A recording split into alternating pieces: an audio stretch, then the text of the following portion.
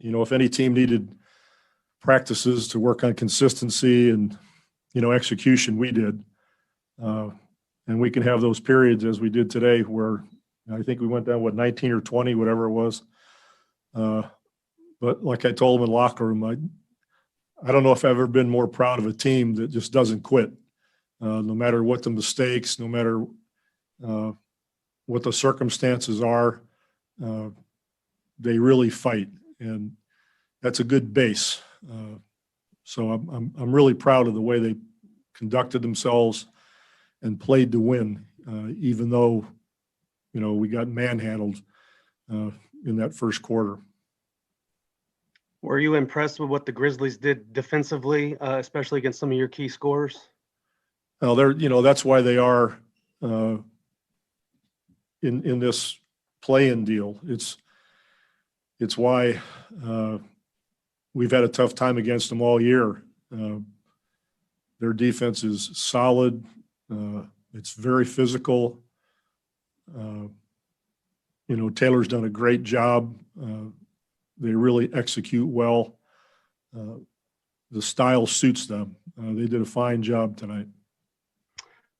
Big picture wise with your team, do you feel comfortable or optimistic with the progress they've made this season, especially the young guys as they sort of develop?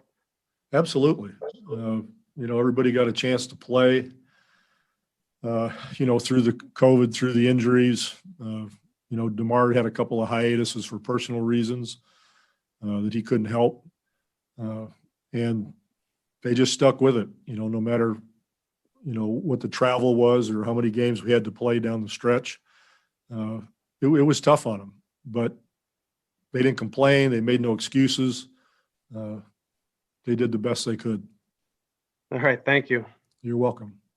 Thanks, Tom. Let's go to Tom Worsborn. Hup, what would you say is the biggest need for the club? Position-wise? I'm not going to go there now. We just, the season just ended. We got a lot of time for that. Okay, I didn't know if we were doing something tomorrow or not. So I don't know what you're doing.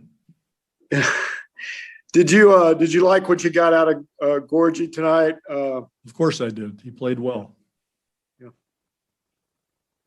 All right, thank you. You're welcome. We'll go to Tim Reynolds from the Associated Press. Pop, I haven't been on every Zoom this year, but a lot of times after games, you've talked about how much you like the fight and the spirit of your group.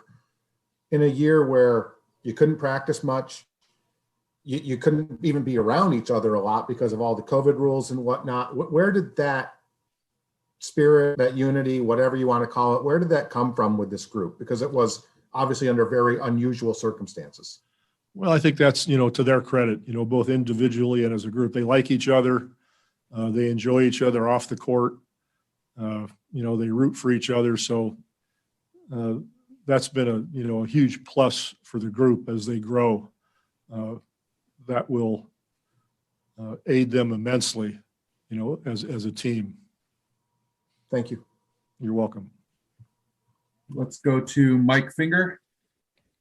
Pop, do you think there's going to be more years, more seasons like this that the Spurs kind of have to get through, where progress will be incremental, or do you see a big jump coming up anytime soon? No, I don't know how in the world I would know if we're ever going to have a year like this. I certainly hope not. I have no control over the virus or, whatever might happen. I'm not sure I understand your question, to be honest. I was speaking more in terms, I understand why you thought I said that, but what I was talking more about was a year where you're kind of showing improvement developmental wise, but not necessarily with the record. Well, that takes time. That doesn't happen.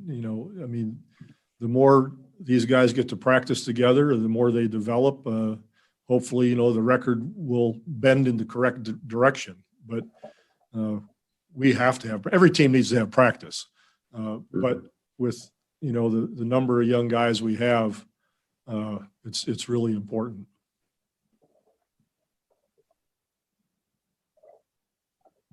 All right, Coach, thank you. You bet.